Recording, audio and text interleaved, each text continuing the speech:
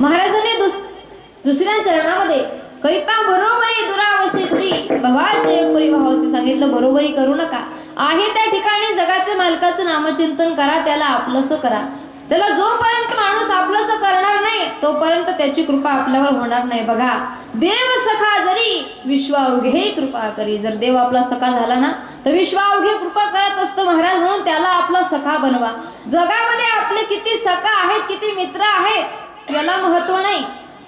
हे जग आपल्या करता कितीही प्रयत्न केला आपण त्याच्याकरता तरी ते आपलं होत नाही महाराज. माझी विनंती, आपण या जगाकरता कितीही केला तरी जग शेवटी पैशाला आपलं म्हणत असतं, माणसाला नाही. पण जगाच्या मालकाकरता वेळ दिला ना तर जगाचा मालक माणसाला लेकराप्रमाणे वागवत असतो. लेकुराचे हित वाहे माऊलीचे चित्त. जसं आई आपल्या लेकराला वागवते ना तसा पांडुरंग परमात्मा ब्रह्मांडाचा नायक तो भगवान सर्वसामान्य व्यक्तीला वागवत असतो. म्हणून जीवनामध्ये 24 तास दिवसात प्राप्त झाले ना तर 23 तास 55 मिनिटं जगा करता द्या. काय म्हणते मी? 23 तास 55 मिनिटं जगा करता द्या, पण 5 मिनिटं माझ्या ब्रह्मांडाच्या नायका करता द्या. का? 23 तास 55 मिनिटं जगा करता दिले आणि 5 मिनिटं जगाच्या मालका करता दिले ना. बघा, 5 मिनिटं आपण भजन केलं, किती छान वाटलं तुम्हाला? असं रोज भजन करणार तर किती चांगलं वाटेल. 5 मिनिटं जगाच्या मालकाला दिले ना तर जेव्हा तुमच्यावर वाईट परिस्थिती असेल, जेव्हा तुम्हाला कोणता मार्ग सापडणार नाही ना तेव्हा हे जग धावून येतं का नाही याची गॅरंटी मी देत नाही. पण माझा जगाचा मालक वेळेवर आल्याशिवाय राहणार नाही याची नारदाच्या गादीवरून गॅरंटी देते. 5 मिनिटं द्यायला शिका. तरी त्याला कधीतरी त्याला आपलंसं म्हणा, त्याला आपला सखा करा. जगाजवळ रडण्यापेक्षा त्याच्या जवळ रडा. जगाजवळ रडले ना जग रडून ऐकून घेतं आणि हसून दुसऱ्याला सांगत असतं. माझ्या जगाच्या मालकाचं तसं नाही. त्याच्याकडे रडलात ना तो कुरवाडत असतो, आपल्याला सांगत असतो तू चिंता करू नको, तू फक्त तुझी भक्ती कर, नामचिंतन कर. बघा, जगात येऊन जेवढ्या आपल्याला शक्य होईल तेवढं नामचिंतन करा, त्याला आपलंसं करा. पण कसंही ताई, कोणी कितीही सांगितलं तर ज्याचा स्वभाव तसा आहे तो जात. एखाद्याचा स्वभाव जर खोडीचा असला ना किती बी सांगा तुम्ही त्याला, त्याच्या डोक्यात प्रकाश फळ, किती बी सांगा स्वभाव खोडीचा. बघा, एखाद्याने घर जर बांधलं ना तर ज्याचा स्वभाव खोडीचा आहे तो काय करतो? घर बांधलं, आपलं काय कर्तव्य आहे बरं? घर पाहिलं पाहिजे. दादा, मस्त घर बांधलं बरं तुम्ही, असं घर आमच्याकडून बांधलं गेलं नसतं. पण असू द्या, तुमचं घर कुठे, आमचं घर कुठे? बघा, आमच्याकडे 4-5 पाहुणे जास्त आले ना तर आम्ही तुमच्याकडे राहण्याकरता पाठवून देऊ असं म्हणलं पाहिजे महाराज. हे असं म्हणत नाही, स्वभावच खराब याचा. खोडीचा स्वभाव ना खोडी केल्याशिवाय जातच नाही. अख्खं घर पाहून येतं आणि घर मालकाचा हात धरतं, म्हणतं साहेब घर काही बरोबर नाही का? हा किचन इकडं नको पाहिजे होता, तो हॉल तिकडं नको पाहिजे होता, ते रूम तिकडं नको पाहिजे होती, हा रूम इकडं नको पाहिजे होता. त्याला म्हणलं दादा तुझ्या घरी कडी नाहीये, कडी कळतं तुम्हाला? तेवढी कडीची व्यवस्था करतो मग त्याला सांग, बरोबर आहे का नाही? स्वभाव महाराज जातच नाही. एखाद्याने गाडी घेतली तर आनंद झाला पाहिजे का नको? दादा तुम्ही गाडी घेतली ना, मस्त केला, अशी गाडी आमच्याकडून घेतली गेली नसती असं म्हणलं पाहिजे. दादा आपण असू द्या, तुमची गाडी कुठे, आमची गाडी कुठे, सारखंच आहे. आम्हाला वाटेल तेव्हा तुमची गाडी घेऊन आम्ही धुळ्यापर्यंत जाऊ शकतो असं म्हणलं पाहिजे का नको? हे असं म्हणत नाही, स्वभाव खोडीचा याचा. ती गाडी पाहून येतं, पेढे खाऊन येतं, 4-5 टोणगे बाजूला घेतो आणि मग तंबाखू चुना लावताना म्हणतो हप्त्यानं घेतली अशी. काय म्हणतो? हप्त्यानं घेतली अशी ना, हप्त्यानं. अरे त्याला हप्त्यानं घेऊ दे का सप्त्यानं घेऊ दे, तू ह्या काय पोटात दुखायला लागलोय, बरोबर आहे का नाही? हा महाराज, स्वभाव जातच नाही ना. महाराज म्हणले स्वभाव कसा ऐकायचा का तुम्हाला? ऐका मग. आधी होती दासी पटराणी केले तिसी, तिचे हिंडे आहे ना थोडं स्वभाव नाही, तिचे हिंडे आहे ना थोडं स्वभाव नाही.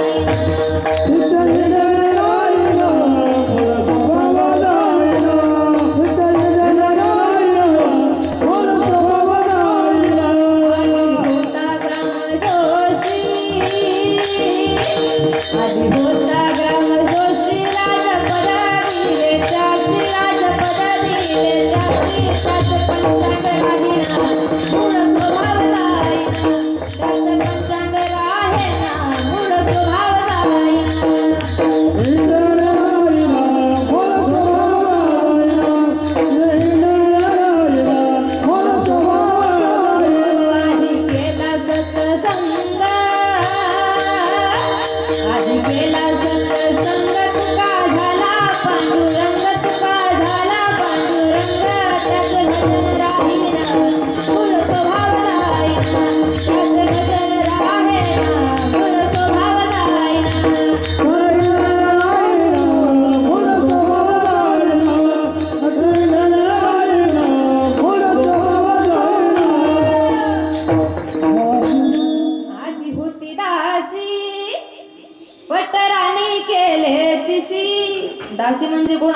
बघा सुरुवातीला महिला मंडळ गावामध्ये बघा टोपले घेऊन काहीतरी विकण्याकरता बाहेर यायच्या, बरोबर आहे का नाही?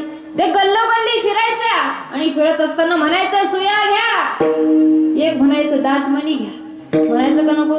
एक म्हणायचं दीट मणी घ्या. बालकाला दात निघायला लागले की त्याचा मणी असायचा, त्याला म्हणतात दात मणी.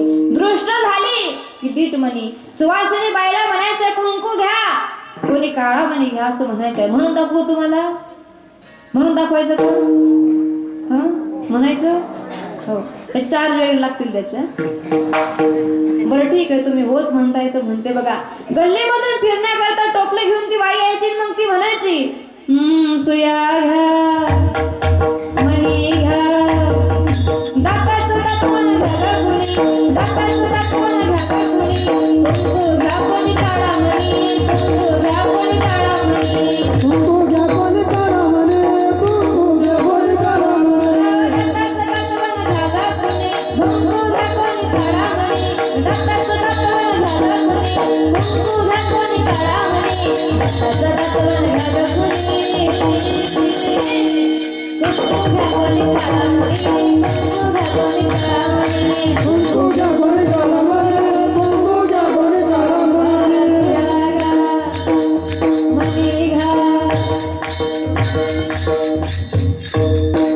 टोपलं घेऊन विकण्याकरता यायच्या, गल्लोगल्ली फिरायच्या आणि मग असं गाणं म्हणायचं, बरोबर आहे का नाही?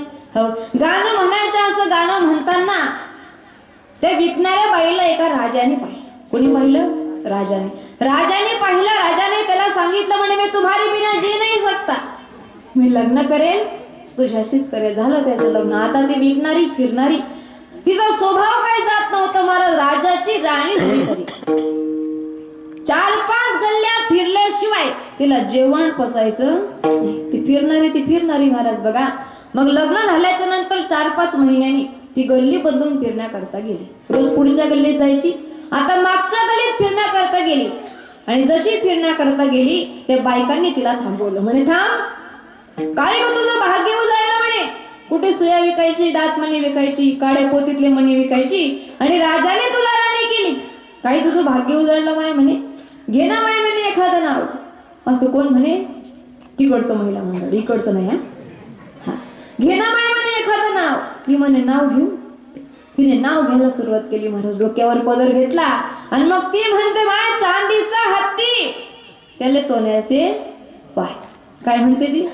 चांदीचा हत्ती, त्याले सोन्याचे पाय. तुम्ही इतकं लक्ष करू काय करायचं, जसं गात असं करायला तुम्ही. सुरुवातीला 2 जणांचे अभंग ऐकले असते महाराज, बरं झालं असतं. मग ती डोक्यावर पदर घेते आणि मग त्या बायकांना म्हणते चांदीचा हत्ती, त्याले सोन्याचे पाय. पाठ करून घ्या तुम्ही का माहिती. ती म्हणते चांदीचा हत्ती, त्याला सोन्याचे पाय. आणि राजाचं नाव घेते अर्धी बाकर वाडग माय. तिला काहीचा स्वभाव आधी होती दासी, पटराणी केले तिसी, तिच हिंडण राहीना मूळ स्वभाव राहीना. त्याचा स्वभाव जसा आहे ना तो जात. महाराज म्हणले आमचा स्वभाव कसा आहे का? आधी केला सत्संग तुका झाला पांडुरंग, त्याच भजन राहीना मूळ स्वभाव जाईना. आमचा स्वभाव कसा होता? देवाचं नामचिंतन करायचा स्वभाव होता. आम्ही पांडुरंग स्वरूप जरी झालो ना तरी भजनाचा स्वभाव गेला नाही. तसा काहीचा स्वभाव असतो महाराज, जातच नाही. पण विनंती आहे कधीतरी माणसाला स्वतःने बदललं पाहिजे, त्या पांडुरंगामध्ये रंगवून घेतलं पाहिजे. ज्याला विश्वाचा आधार आहे तो पांडुरंग परमात्मा आहे आणि त्या पांडुरंग परमात्माला आपण आपल्या हृदयामध्ये जागा दिली पाहिजे. हृदय बंदीखाना केला आत विठ्ठल कोंडीला, धरीला पंढरीचा चोर. त्याला चोर म्हणून आपल्या अंतकरणामध्ये ठसवून ठेवा. साठविला हरी जी हृदय मंदिरी, मग त्यांची सरली हेर झाला सफल व्यापार. स्वतःचा व्यापार सफल करून घ्यायचा असेल, जर का आपल्याला असं वाटत असेल मेल्यानंतर आपलं नाव राहिलं पाहिजे, हे जग सोडून गेल्याच्या नंतर जगाने आपली आठवण केली पाहिजे, तर जगाच्या मालकाला आठवा, त्याचं नामचिंतन करा. जगाला पटलं आम्ही देवाचं नामचिंतन करू, पण का हो जगाच्या मालकाच्या प्राप्ती करता नेमकं लागतं काय? जगाच्या मालकाला काहीच लागत नाही. भाव बडे आकडे हिरविना आकडे, करतडे आवडे तैसा हरी. जगाच्या मालकाला भाऊ प्रिय भावयुक्त अंतकरणात तुम्ही त्याला दोन शब्द जरी अंतकरणपूर्वक त्याचं नामचिंतन केलं ना तरी त्याला आवडतं बघा. पैसा संपत्ती याची त्याला काही घेणं देणं नाही. मनाने किती निर्मळे ह्या गोष्टी जगाचा मालक पाहत असतो बघा. ऐका, नियत तेरी अच्छी तो घर में मथुरा काशी है. नियत तेरी अच्छी तो घर में मथुरा काशी है. कर्म तेरे अच्छे तो किस्मत तेरी दासी है. किस्मत तेरी दासी. कर्म चांगलं असलं, जगाच्या मालकाचं नामचिंतन करणारं असलं ना तर जगाचा मालक रुजू होतो. तो कोपाराय महाराजांचा अभंग 3 चरणाचा माझ्या मतीप्रमाणे सोडण्याचा प्रयत्न केला. जे काही चांगलं असेल तर नक्की घरी न्या. बघा आपला वेळ संपत आलेला आहे. पुनश्च सगळ्यांचं कौतुक करते. दादांनी सप्त्याचं नियोजन केलं, मला फार आनंद वाटतोय बघा. धर्माची पताका आज तरुण व्यक्तीच्या खांद्यावर आहे. करावं तेवढं कौतुक कमी आहे का?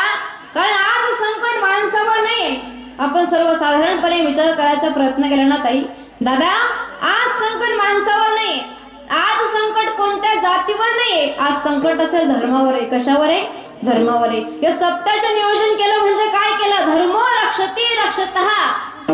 हे सप्ताहाचं नियोजन म्हणजे धर्माचं रक्षण आहे. आणि जो व्यक्ती धर्माचं रक्षण करतो ना त्याचं रक्षण स्वतः धर्म करत असतो. म्हणून धर्माचं रक्षण करा.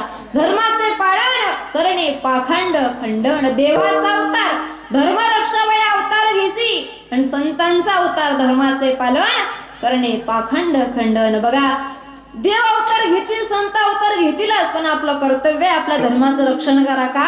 हा धर्म भगवान कृष्णांचा, हा धर्म प्रभू श्री रामांचा, हा धर्म छत्रपती शिवाजी राजांचा, हा धर्म संभाजी राजांचा, हा धर्म मल्हारराव होळकरांचा. अहो किती उदाहरण द्यावे. खबरदार जट्टाच मारून झालं पुढे चिंद्र्या उडवी न राई राई एवढ्या सह्याद्रीच्या कड्याकोपऱ्यात घोडी धरावी आणि सांगावं टिकायचं असेल छत्रपती शिवाजी राजांसारखे मावळे व्हा. टिकायचं असेल धर्माचं कर्तृत्व करायचं असेल ना ते लेकरांसारखं करा महाराज. मावळे झालं पाहिजे माणसाने आणि आपल्या धर्माचं रक्षण केलं पाहिजे. धर्मवीर त्यांना म्हणतात ते संभाजी महाराज आहेत बघा. ताई तुम्हाला विनंती आहे, आपण सगळ्या गोष्टी व्यवस्थित पडतोय पण विनंती, आपण दिवाळीला आपल्या मुलाला 4 ड्रेस घेतो ना, एक ड्रेस त्याला कमी घ्या पण त्याच्या हातात भगवद्गीतेचं पुस्तक द्या. एक ड्रेस कमी घ्या पण हरिपाठाचं पुस्तक द्या. त्याला म्हणावं दादा यातून एक अभंग पाठ कर, यातून एक श्लोक पाठ कर. ज्या दिवशी एक श्लोक पाठ करेल, ज्या दिवशी एक अभंग पाठ करेल ना तुम्हाला जन्माची चिंता राहणार नाही. कोटी कोणाचा उद्धार होईल तुमचा. माझी विनंती आपल्या लेकराला शिकवा, त्याला जवळ घ्या, त्याला म्हणावं पवित्र हिंदू धर्मात जन्म घेतलाय बाळा. आपल्या धर्मात खूप सारे ग्रंथ आहेत, पावन आपला धर्म आहे. धर्माचं रक्षण करायला शिक. बघा तुमचा मुलगा डॉक्टर झाला नाही तरी चालेल, इंजिनियर झाला नाही तरी चालेल, वकील झाला नाही तरी चालेल, पण पंढरपूरचा वारकरी आणि धर्माचा धारकरी झालं पाहिजे. धर्माचा वारकरी होईल, पांडुरंग परमात्म्याचा वारकरी होईल ना. बघा पुंडलिकासाठी अजून तिष्ठत तुका म्हणे मात धरणे त्याची. आई वडिलांची सेवा करायला शिकेल तो. पुंडलिकाने आई वडिलांची सेवा केली म्हणून पांडुरंग परमात्मा योगे 28 विटेवरी उभा. वामांगे रघुमाईचे दिव्य शोभा. 28 युगापासून पुंडलिका करता उभा आहे. तर आपल्या लेकरा करता सुद्धा धावून येईल महाराज. त्याला शिकवलं पाहिजे. धर्माचं रक्षण करायला शिकवा. आणि ज्या दिवशी धर्माचं रक्षण होईल त्या दिवशी आपला भारताचा विकास झाल्याशिवाय राहणार नाही. पुनश्च सगळ्यांचा आभार मानते. झालेली सेवा ज्ञानोपाया तुकोपाया संतांचे अर्पण करते. दादांनी सुद्धा शूटिंग केली, त्याचबरोबर उजव्या बाजूला दादा सुद्धा शूटिंग करत आहे. एकदा जोरदार टाळी झाली पाहिजे. अप्रतिम अशी साऊंड सिस्टीम आहे. सगळ्यांच्या चरणी सप्रेम जय हरी आणि सेवेला पूर्ण विराम. ज्ञानेश्वर